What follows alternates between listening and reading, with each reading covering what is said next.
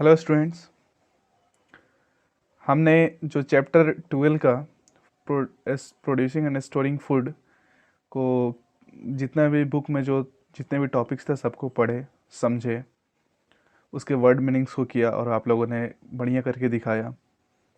उससे जो पीछे के जो एक्सरसाइज के नेम दीज थे और ट्रू फॉल्स थे उसको भी आप लोगों ने किया। ठीक है, अब उसमें बच गया था क्वेश्चन आंसर, जिसको हम इस वीडियो में कंप्लीट करेंगे। ठीक है, इसमें हम लोग जितने भी क्वेश्चन है सबको समझेंगे कि उसके आंसर जो है उसके बारे में समझेंगे, और वो आंसर आपको इस वीडियो में मिलेगा। तो आपको करना क्या है, उस आंसर को बढ़िया से समझ लेना है उस क्वेश्चन के अकॉर्डिंग, और उसके बाद आपको कॉपी में नोट करना है, क्वेश्चन को भी लिखना है और आंसर को भी लिखना है। तो वीडियो को बीच बीच में पॉज करके आप उस क्वेश्चन को कॉपी में नोट कर लेंगे। सारे क्वेश्चन को नोट करने के बाद से आप एक काम करेंगे कि जैसे कि आप स्कूल में फेयर कंप्लीट करते थे ना हर लेसन का, वैसे ही लेसन 12 का भी नाम लिख कर उसका वर्ड मीनिंग, उसके बाद उसका क्वेश्चन आंसर, उसके बाद जितने भी उसके एक्सरसाइज हैं सबको कंप्लीट करके और व्हाट्सएप पे उसका पिक भेज देंगे। ओके, सो अब हम स्टार्ट करते हैं अपने वीडियो को। ठीक है, कोई दिक्कत? चलिए, सो स्टूडेंट, जो हमारा पहला क्वेश्चन है वो है, why does the soil have to be plugged before seeds are sown. मतलब कि बीज को बोने से पहले खेतों की जो मिट्टी होती है उनको प्लग यानी कि जोता क्यों जाता है। ठीक है, तो आइए इसको समझते हैं क्यों। The soil have to be plugged before seeds are sown because this helps the root to penetrate deep into the soil and remove the weeds. दो कारण। पहला, उस सॉइल को इसलिए जोता जाता है ताकि वो क्या हो जाए, ढीला हो जाए, जिससे कि उसके जो बीज हम डाल रहे हैं वो बीज का जो रूट है, जड़ है, वो अंदर डीप तक, गहराई तक जा सके, और उसके साथ में जो भी खर पतवार होते हैं उनको हम वहां से रिमूव कर सके, खेतों से हटा सकें। बात समझ में आ रहा है? तो पहले क्वेश्चन में कोई दिक्कत? चलिए अब सेकंड क्वेश्चन पे चलते हैं। ठीक है, सेकंड क्वेश्चन है हमारा, why do we add plant nutrient to the soil. हम लोग मिट्टी में पौधे का पोषक तत्वों को क्यों मिलाते हैं? बात को समझ में आ रहा है? पौधे का पोषक तत्वों का मतलब ये हुआ कि जो हम मैनर्स डालते हैं, फर्टिलाइजर, खाद, वो हम क्यों मिलाते हैं। ठीक है, आइए समझते हैं इसको। We add plant nutrients to the soil because once crops are harvested for human consumption the plant nutrient consumed and it must be refilled, that is why farmers add nutrients to their soils. मतलब कि जैसे हम लोग जो soil में nutrients डालते हैं वो इसलिए डालते हैं कि अगर मान लीजिए कि एक बार हमने खेती किया, उस खेती में जो भी फसल हुआ उसको हमने काट लिया।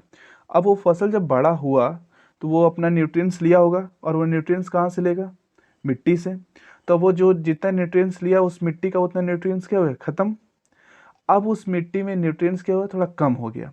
लेकिन हमें अगली सीजन में भी खेती करनी है, तो उस सीजन में उतना न्यूट्रिएंट्स को हम ऊपर से, मतलब कि एक्सटर्नल तरीके से हम उसको डाल देते हैं, जिसे हम फर्टिलाइजर या मेनर्स का यूज करके हम उसको रिफिल्ड करते हैं। ठीक है, इसीलिए जो फार्मर्स होते हैं वो सॉइल में, मिट्टी में न्यूट्रिएंट्स को ऐड करते हैं। कोई दिक्कत? चलिए, ये क्वेश्चन समझ में आया। बढ़ते हैं अपने अगले क्वेश्चन पे। अब हमारा अगला क्वेश्चन है कि what is the bad side to using pesticides. Pesticides आपको मैं बताया था ना, वर्ड भी में लिखवाया था। पेस्टिसाइड्स का हिंदी क्या होता है? कीटनाशक। जो हमारे खेतों में जो कीड़े मकोड़े लग जाते हैं या फिर जो फसलों में जो बीमारियां हो जाती है उसको हटाने के लिए या फसलों को उससे बचाने के लिए हम पेस्टिसाइड्स यानी कीटनाशक का छिड़काव करते हैं। ठीक है, तो इसके कुछ बैड साइड भी होते हैं, कुछ बुरे प्रभाव भी होते हैं। तो यहाँ पर हम उसके बुरे प्रभाव को पढ़ेंगे। चलिए उसके बुरे प्रभाव को हम देखते हैं। तो उस बेड साइड्स को देखते हैं पेस्टिसाइड का। The bad sides to using pesticides are, मतलब कि जो हम कीटनाशक का छिड़काव करते हैं अपने खेतों में उसकी क्या क्या बुरी प्रभाव उसको देखते हैं। पहला, दे पोल्यूट द सॉइल। वो हमारे मिट्टी को क्या करते हैं? प्रदूषित करते हैं। दूसरा, दे आर नॉन बायोडिग्रेडेबल, वो अघुलनशील होते हैं। अगर एक बार हम छिड़काव कर देते हैं तो मिट्टी में सालों सालों तक, बहुत समय, लंबे समय तक वो बने रहते हैं। So they stay in the soil, ठीक है। मतलब वो सॉइल में क्या होता है, वो बने रहते हैं, ठीक है। वो जल्दी घुलते नहीं, और जब घुलेंगे नहीं तो जो उनका पोल्यूटिंग नेचर होगा, प्रदूषण करने का जो नेचर होगा वो बना रहेगा, और हमारी मिट्टी में से जो भी अनाज उपजेगा उसमें से उनका कुछ बैड इफेक्ट उस मतलब फसल में रहेगा, ठीक है। और थर्ड पॉइंट है, they are very harmful for our health and for the environment, और वो हमारे स्वास्थ्य और हमारे पर्यावरण के लिए क्या है, बहुत हानिकारक है। लेकिन हम लोगों को अब जिस सिचुएशन में हम लोग आजकल हैं, उस सिचुएशन में देखते हैं कि बहुत लोग ये पेस्टिसाइड्स का यूज करते हैं, क्योंकि इतने ज़्यादा कीड़े मकोड़े हो गए हैं कि अगर हम पेस्टिसाइड का यूज़ ना करें तो हमारे खाने लायक नहीं मिलेगा, हमारी मजबूरी है। लेकिन ऐसे भी कुछ साइंटिफिक खेती के तरीके हैं जिसमें हम पेस्टिसाइड्स का यूज़ ना करके उन सारे तरीकों को अपनाएं तो हम अपने फसलों को अच्छे तरीके से उगा सकते हैं, ठीक है। इसको आप लोग आगे की क्लास में पढ़ेंगे, बट ये क्वेश्चन समझ में आया। चलिए अब आगे क्वेश्चन पे चलते हैं। चलिए अब हम पढ़ते हैं मेनर्स के बारे में। What is manure? मैंने बताया था ना, मेनर का हिंदी क्या होता है, खाद, ठीक है।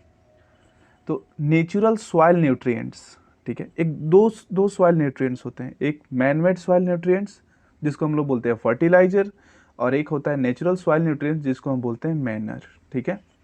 तो natural soil nutrients are called manure. बात समझ में आ रहा है? Manure is produced by letting natural decomposers.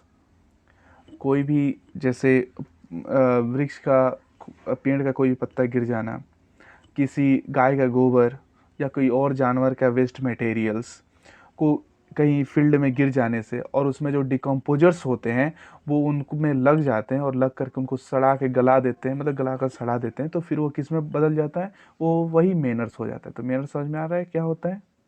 और ये क्या होता है, सॉइल न्यूट्रिएंट्स होता है, नेचुरल सॉइल न्यूट्रिएंट्स, ठीक है। चलिए अब अगले क्वेश्चन की तरफ चलते हैं। अब अगले क्वेश्चन की तरफ बढ़ते हैं। देखिए क्या हो रहा है, mention 3 ways of preventing food from spoiling. 3 तरीकों को आपको बताना है जिससे हम किसी भी फूड को, किसी भी भोजन को बर्बाद होने से बचा सके, सड़ने से, गलने से। मतलब मैक्सिमम क्या होता है कि उसमें फंगी लग जाते हैं, जिससे क्या होता है वो बर्बाद हो जाता है, खाने लायक नहीं होता है।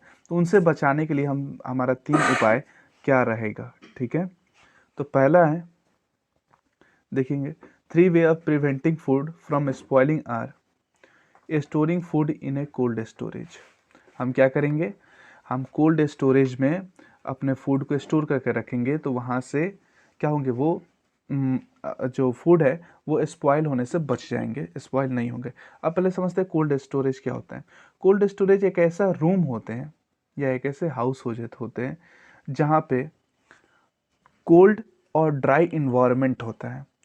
कोल्ड और ड्राई इन्वायरमेंट इसलिए होता है ताकि जो माइक्रो ऑर्गेनिज्म है जो कि हमारे फूड को स्पॉइल करते हैं वो वहाँ पे पनपते नहीं है उस इन्वायरमेंट में। इसीलिए हम फूड को हम उस इन्वायरमेंट में रखते हैं, कोल्ड एंड ड्राई इन्वायरमेंट में, जहाँ पे माइक्रो ऑर्गेनिज्म होते नहीं, और जब माइक्रो ऑर्गेनिज्म वहाँ पे पनपेंगे नहीं तो हमारा फूड वहाँ पे स्पॉइल नहीं होगा, बर्बाद नहीं होगा। बात समझ में आ रहा है? अब जैसे आपका रेफ्रिजरेटर होता है, फ्रिज जिसको आप बोलते हैं, वो भी is like a cold storage, right. बात समझ में आ रहा है? आगे बढ़ते हैं। सेकेंड पॉइंट है storing food by pickled in salt, vinegar and oil. हम कुछ फूड्स जो होते हैं उनको हम साल्ट में, यानी कि साल्ट नमक, विनेगर एक एसिड होता है, और ऑयल, इसमें मिला कर रखते हैं। तो इसमें भी अगर साल्ट भी क्या करता है, माइक्रो ऑर्गेनिज्म को अपने अंदर आने नहीं देता है, मतलब उनको, मतलब अगर कोई माइक्रो ऑर्गेनिज्म होंगे तो साल्ट उनको क्या कर देगा, मार देगा। विनेगर में भी नहीं होते हैं विनेगर, और ऑयल में भी कोई माइक्रो ऑर्गेनिज्म पनपते नहीं है, जिससे क्या होता है हमारा फूड बच जाता है। तो पिकल्ड मतलब होता है एक में क्या होता है, मिला देना। जिससे आप अचार देखें ना, अचार बहुत दिनों तक रह जाता है, जैसे आम का अचार हो, आंवला का अचार, कोई भी अचार होता है उसको हम बहुत दिनों तक रख देते हैं। क्या करते हैं, उसमें साल्ट रहता है, ऑयल रहता है, और बहुत लोग विनेगर का यूज करते हैं, तो उससे भी क्या होता है हमारा अचार बचा हुआ रहता है, जो कि is a type of food, ठीक है। तो स्टोरिंग फूड का ये सेकंड मेथड था। थर्ड मेथड है storing food by Canning process. Canning process, आप दुकानों पे या मार्केट से जो भी खाने के सामान को खरीदते हैं वो या तो बंद पैकेट में यानी कैंस में होती हैं, या फिर पैक्ड बोतल्स यानी कि डब्बे में होती हैं। तो वो भी एक प्रोसेस होता है जिसमें हम कुछ दिनों तक अपने फूड को स्टोर करके सेफली स्टोर करके रख सकते हैं, क्योंकि वहाँ पे जब हम स्टोर करते हैं तो उनमें स्टोर करने से पहले हम करते क्या है कि अपने फूड को पहले गर्म कर देते हैं, ताकि उसके अंदर के जितने भी माइक्रो ऑर्गेनिज्म हैं जो कि फूड को बर्बाद करते हैं उन मर जाते हैं। और जब वो मर जाते हैं तो हम उस फूड को एक डब्बे में बंद कर देते हैं और टाइटली उसको पैक कर देते हैं, ताकि फिर उसमें कोई माइक्रो ऑर्गेनिज्म हवा के द्वारा अंदर ना घुसे। तो ये एक हमारा थर्ड प्रोसेस होता है फूड को स्टोरिंग करने का। बात समझ में आ रहा है? चलिए आगे बढ़ते हैं अगले क्वेश्चन पे। ओके, अगला है हाउ इज फूड कैंड। मतलब कैंड मतलब क्या होता है? डिब्बा बंदी। मतलब कि कोई भी फूड को डिब्बा में करके इसे बंद करते हैं। तो जो प्रोसेस होता है, जैसे मार्केट से आप कोई भी ऐसा खाद्य पदार्थ खरीद के लाते हैं खाने वाले, जो कि डिब्बा में बंद होते हैं या पैकेट में बंद होते हैं, उसको कैसे करते हैं ताकि वो ख़राब नहीं होते हैं। तो ये पढ़ते हैं, to canning the food first we heated it to kill microorganism present in it, then it packed in cans and bottles. हम किसी फूड को कैन करने के लिए, डिब्बा में बंद या पैकेट में बंद करने के लिए पहले अब उस फूड को हम क्या करते हैं? हीट करते हैं, ताकि उसमें के अंदर के जो माइक्रो ऑर्गेनिज्म हो वो मर जाएं। जब वो मर जाते हैं तो हम उस फूड को क्या करते हैं? कैन या बोतल में हम उसको पैक कर देते हैं। बात समझ में आ रही है? ठीक।